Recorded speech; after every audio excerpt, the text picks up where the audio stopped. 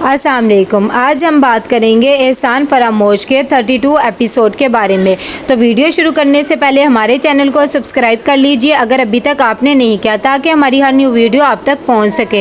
यहाँ पर शहराजी बहुत ज़्यादा खुश होता है क्योंकि सारे कॉन्टैक्ट उससे मिल रहे होते हैं और हमजा को शिकस्त हो रही होती है। तभी वो अपने एम्प्लॉय को बता रहा होता है कि उसके तो वहमो गुमान में भी नहीं होगा कि ये लैंड हमने ख़रीद लिया। वो कहता है कि हाँ यही बात है, वैसे भी सारे प्रोजेक्ट वो आपसे ले रहा था, जिस तरह उसने आपको डिप्रेशन में पहुँचाया अब हमारी बारी है। शहराजी कहता है कि मैं उससे एक एक करके उसका सब कुछ छीन लूँगा, जैसे उसने मुझे बेसुकून कर दिया था ऐसे ही उससे करूँगा। यहाँ पर हमजा बहुत ज़्यादा परेशान होता है और वो नवाल के पास आता है और उसे कहता है कि जो मैं लैंड ख़रीदने वाला था वो तुम्हारे बॉस शहराजी ने ख़रीद लिया। उसे ऐसे कैसे पता लगा कि मैंने वही लैंड लेना है?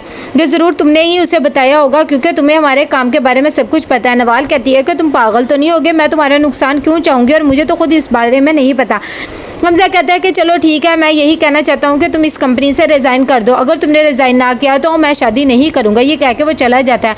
इतनी देर में सुल्ताना बेगम भी बहुत ज़्यादा परेशान होती है क्योंकि उसकी जाने से नवाल भी बहुत ज़्यादा रो रही होती है। उसके कमरे में जाती है और कहती है कि क्या बात हो गई है? नवाल कहती है कि इसका दिमाग ख़राब हो गया, इसे लगता है कि इसके सारा कुछ नुकसान की वजह मैं हूँ और मुझे कह रहा था कि जॉब से रिज़ाइन कर दो, अगर ना किया तो वो मुझसे शादी नहीं करेगा।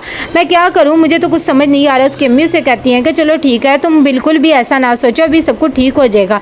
यहाँ पर जैसे ही दोनों कबीर और फलक बैठे हुए होते हैं तो वो उसे कहता है कि तुम्हारी अम्मी ने कहा था कि तुम आ जाओ क्योंकि नवाल की शादी है। तब वो कहती है कि मुझे शॉपिंग के लिए पैसों की भी तो ज़रूरत है ना, मुझे आप ऐसे करें 10 लाख दे दे। जैसे ही अमाउंट कबीर सुनता है तो कहता है कि इतने ज़्यादा पैसे? फलक कहती है कि हाँ आपकी बीवी हूँ, अब जाहिर बात है मेरी बहन की शादी, अच्छे कपड़े तो लेने ही पड़ेंगे। हमजा घर पहुँचता है तो बहुत ज़्यादा गुस्से में होता है और अपनी अम्मी को कहता है कि ये क्या सब कुछ लगा के रखा हुआ है, बंद करवाएं। उसकी अम्मी कहती हैं कि क्या हो गया, तुम इतने ज़्यादा गुस्सा क्यों कर रहे हो, तुम्हारी शादी है, अब घर में हल्ला गुल्ला तो होता ही रहेगा ना।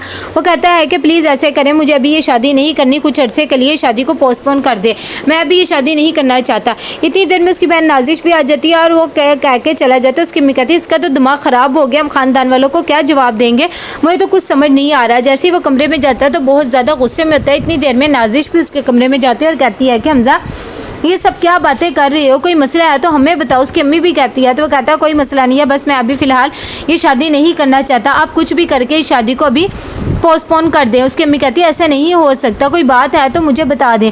तो वो कहता है कि कोई बात नहीं, मैंने उसे कह दिया कि वो कंपनी से रिज़ाइन करेगी, नवाल तो ही ये शादी होगी, नहीं तो नहीं होगी। उसकी अम्मी कहती है ऐसे हम किसी पर अपना मसला नहीं थोप सकते। वो उसे समझाने की बहुत ज़्यादा कोशिश करते हैं लेकिन हमजा बिल्कुल भी नहीं समझता और कहता है ये मेरा आखिरी फ़ैसला, अगर उसे मंजूर है तो ठीक है। यहाँ पर उसकी अम्मी बहुत ज़्यादा परेशान हो जाती है और उसकी बहन को कहती है कि हम अभी नवाल से बात करते हैं, लेकिन वो कहती है कि अब बहुत ज़्यादा रात हो चुकी है, आप परेशान रहो, हम कल जाके उनसे बात कर लेंगे और मुझे यकीन है नवाल हमें सब कुछ बता देगी। यहाँ पर फलक कॉल करती है नवाल को और उसे कहती है कि कल मैं आई थी घर तो मेरी मुलाकात हुई थी हमजा से, आप बताएं आप दोनों का मसला सारा सॉर्ट आउट हो गया, वो मान गया? फलक को नवाल कहती है कि नहीं ऐसी बात नहीं है, वो तो बल्कि और ज़्यादा गुस्से में आ गया, वो कह रहा है रिज़ाइन करो वरना मैं शादी नहीं करूँगा। यहाँ पर आलिया आती है शहराजी के पास और उसे कहती है कि हम आपको 10% ही दे सकते हैं। शहराजी कहता है कि नहीं मैं 15% लेना चाहता हूँ, आप ऐसे करें कि आप मेरी अमाउंट डबल करवा लें, पैसे ज़्यादा करवा लें, लेकिन मुझे शेयर ज़्यादा दे दें। लेकिन आलिया कहती है ऐसा मुमकिन नहीं है। अगली सुबह नवाल के घर हमजा की बहन और उसकी अम्मी आती हैं और वो कहती हैं कि क्या बात हो गई है, हमें तो कुछ समझ नहीं आ रहा कि हमजा इस तरह का बिहेवियर क्यों कर रहा है, इसीलिए हमने सोचा वो तो कुछ भी नहीं बता रहा, हम नवाल से ही जाकर पूछ लेते हैं। तब नवाल कहती है कि वो मुझे कह रहा है कि मैं उसके नुकसान की वजह हूँ, आप बताएं क्या मैं उसका नुकसान कर सकती हूँ। उसे लगता है कि शहराजी मुझे इस्तेमाल कर रहा है और वो कह रहा है कि जॉब से रिज़ाइन कर दो। नाजिश उससे कहती है कि अगर हमजा इस तरह चाह रहा है तो कोई बात नहीं, तुमने शादी के बाद भी तो जॉब छोड़नी थी तो अब छोड़ दो। यहाँ पर मारिया देती है फलक को 10 लाख का चेक और उसे कहती है कि अब तुम्हारी बहुत ज़्यादा डिमांड हो गई। जैसे ही फलक इतने ज़्यादा पैसे देखती है तो वो हैरान हो जाती है और कहती है कि मैं तुम्हारा ये एहसान कभी भी नहीं भूलूंगी और मैं ये काम भी जारी रखूँगी।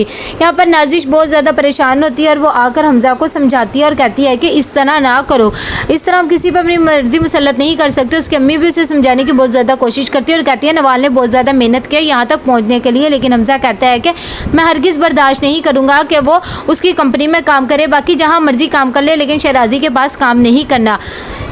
फलक बहुत ज़्यादा यहाँ पर डिस्टर्ब होती है और वो कबीर को कहती है कि मेरी दोस्त ने मुझे मॉडलिंग के लिए कहा है, प्लीज़ आप मुझे इजाज़त दे दें। कबीर जब ये बात सुनता है तो कहता है कि पहले ये बात ख़त्म हो चुकी है और मैं दोबारा ये बात ना सुनूं, और वैसे भी तुम्हारी इस तरह की हालत नहीं है कि तुम ये काम कर सको।